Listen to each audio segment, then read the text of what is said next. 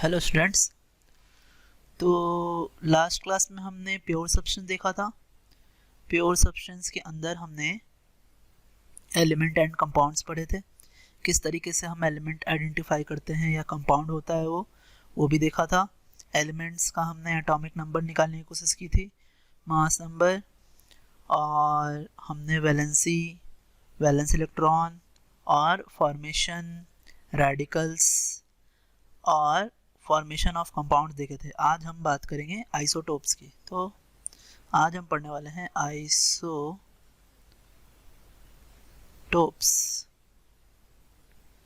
Isotopes होते क्या है? तो आइसोटोप्स समझने के लिए पहले तो हमें जानना होगा कि how to represent a element. Element को हम रिप्रेजेंट कैसे करते हैं?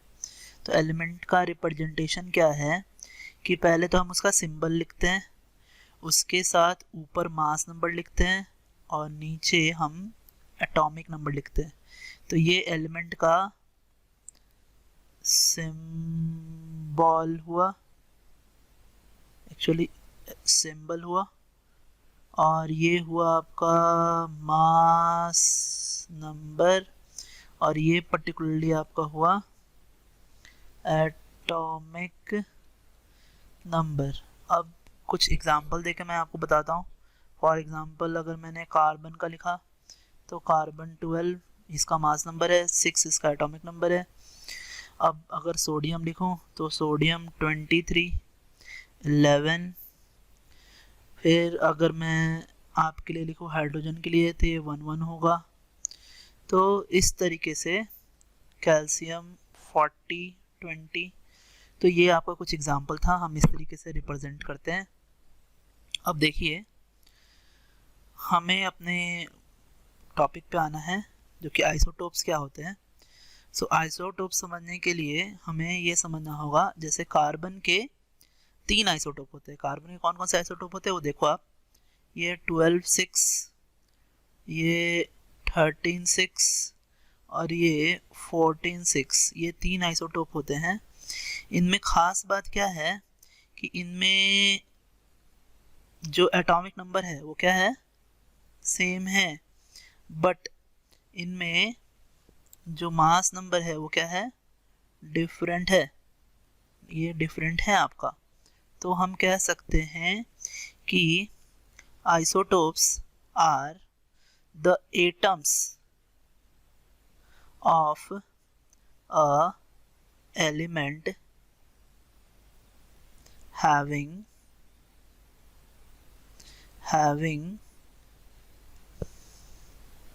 different mass numbers या different mass number। तो एलिमेंट के जो एटम्स हैं उनके मास नंबर अगर डिफरेंट हो तो वो आइसोटोप्स कहलाते हैं।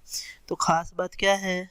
खास बात है कि mass number different and atomic number same.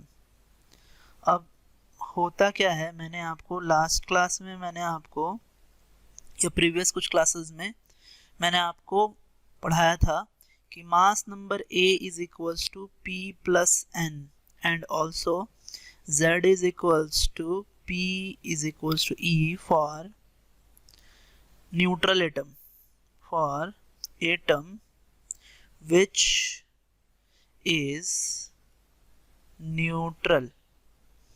तो अब अगर हम ये दोनों इक्वेशन को कंबाइन करें तो कंबाइन करने पे हमें क्या मिलेगा, A is equals to Z plus N and N is equals to A minus Z। अब अगर कार्बन के तीनों आइसोटोप्स की हम बात करें, ये देखिए आप, और तो यहाँ हमें दिखेगा कि जो नंबर ऑफ आपके न्यूट्रॉन्स हैं, जो नंबर ऑफ न्यूट्रॉन्स हैं वो नंबर ऑफ न्यूट्रॉन्स यहाँ कितने होंगे, तो 12 में से 6 घटाइए, कितना 6।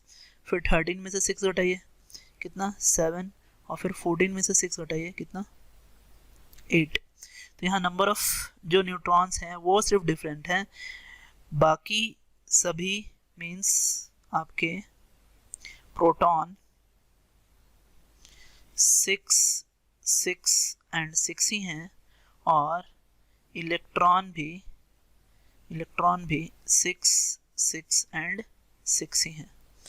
तो किसी भी आइसोटोप में होता ये है कि उनका जो न्यूट्रॉन का नंबर होता है वो डिफरेंट होता है, प्रोटॉन और इलेक्ट्रॉन सेम होते हैं, और चूंकि मास नंबर जो है वो प्रोटॉन और न्यूट्रॉन पे डिपेंड करता है, इसलिए आपका मास नंबर चेंज हो जाता है।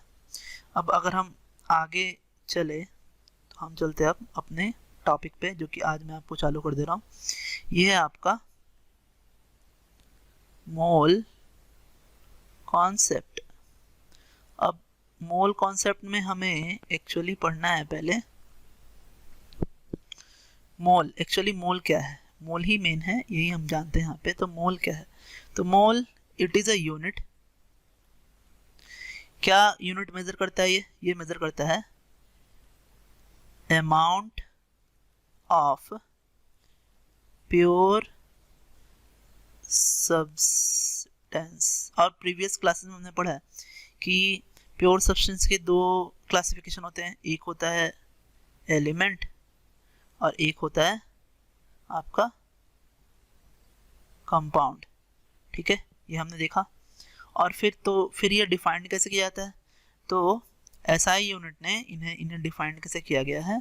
एसआई यूनिट में इन्हें डिफाइंड ऐसे किया गया है कि 1 mole of any substance is equivalent to 12 gram of 12C carbon sample। कहने का मतलब कि 1 मोल ऑफ एनी सब्सटेंस में उतने ही क्वांटिटी होता है जितना 12 gram of 12C carbon sample में होता है। तो स्पेक्ट्रोस्कोपी से ये पता चला है कि 12 gram of carbon 12 sample contains 6.022 into 10 to the power 23 atoms. तो अब हमने इसको फर्दर क्या डिफाइन किया, हमने इन दोनों को कंबाइन कर दिया और हमने बोला कि 1 mole is equals to 6.022 into 10 to the power 23 particles। So particles may be atom और particles may be molecule और particles may be ions। तो अगर मैं इसको लिखूं कैसे कि 1 mole of Na contains 6.022 into 10 to the power 23 atoms of Na। उसी तरह आगे अगर मैं लिखूं तो देखिए मैं क्या लिखूंगा, 1 mole of H2O contains 6.022 into 10 to the power 23 molecules of H2O। and then अगर मैं फिर लिखूं कि 1 mole of Cl minus contains 6.022 into 10 to the power 23 Cl minus ions। तो अब हमने देखा कि 1 मोल में ये 6.022 into 10 to the power 23 particles होते हैं। तो इस क्वांटिटी को हमने डिफाइंड किया Avogadro's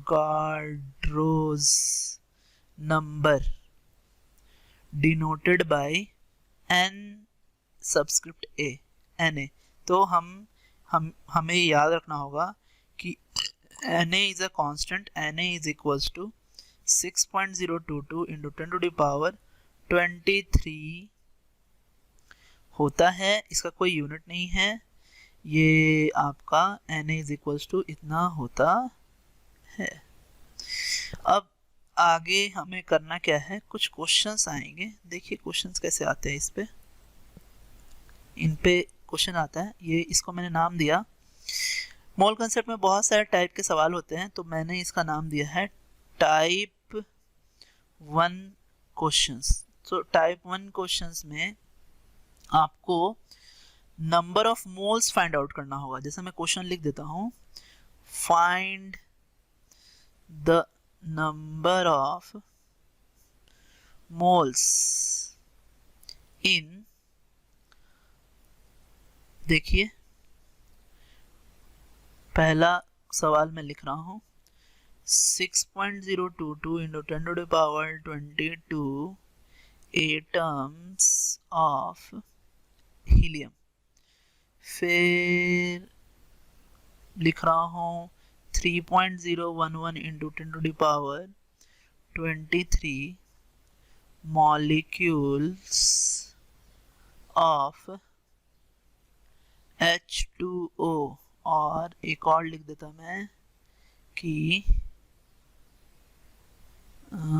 C 6.022 into 10 to the power 24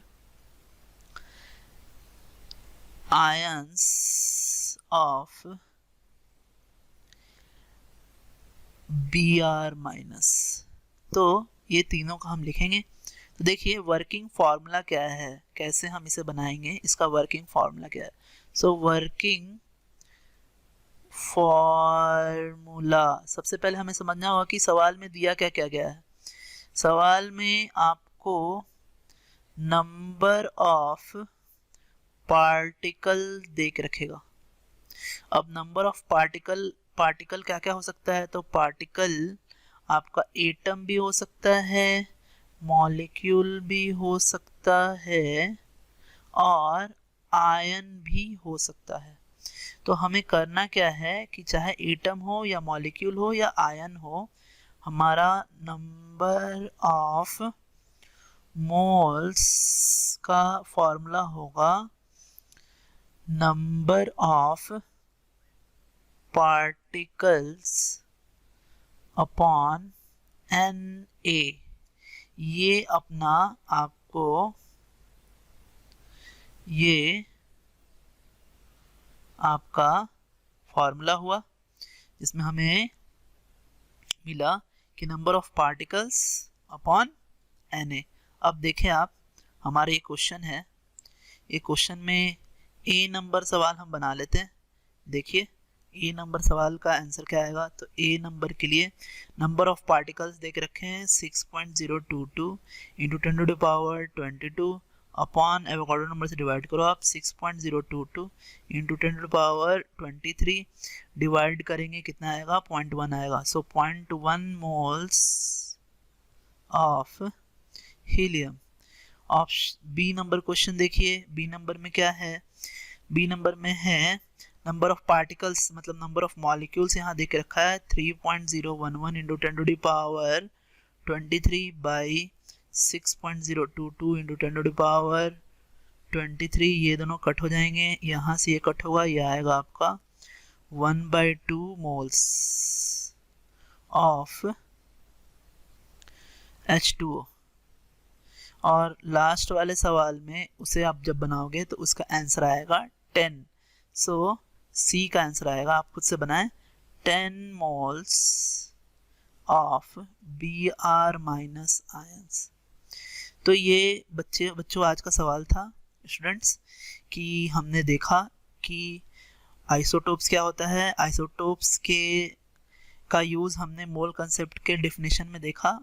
mole concept के डिफिनेशन में जो आइसोटोप कार्बन वाला यूज़ करते हैं वो 12 वाला आइसोटोप हम यूज़ करते हैं। तो देखिए हमने क्या क्या अभी तक पढ़ा है, उस सब एक बार फिर से हम रिवाइज कर लेते हैं। देखिए हमने पढ़ा हमने आइसोटोप्स देखा, आइसोटोप्स का डिफिनेशन देखा, फिर हमने हमने हमने देखा कि कैसे हम नंबर ऑफ न्यूट्रॉन्स निकालते हैं, फिर हमने मोल्स पढ़ा, मोल्स के बारे में हमने देखा, एवोगाड्रो नंबर के बारे में हम जाने, फिर हमने वर्किंग फार्मूला यूज़ किया, वर्किंग फार्मूला यूज़ करके हमने टाइप 1 सवाल बनाया। तो आज के लिए इतना ही। Have a nice day. Thanks students.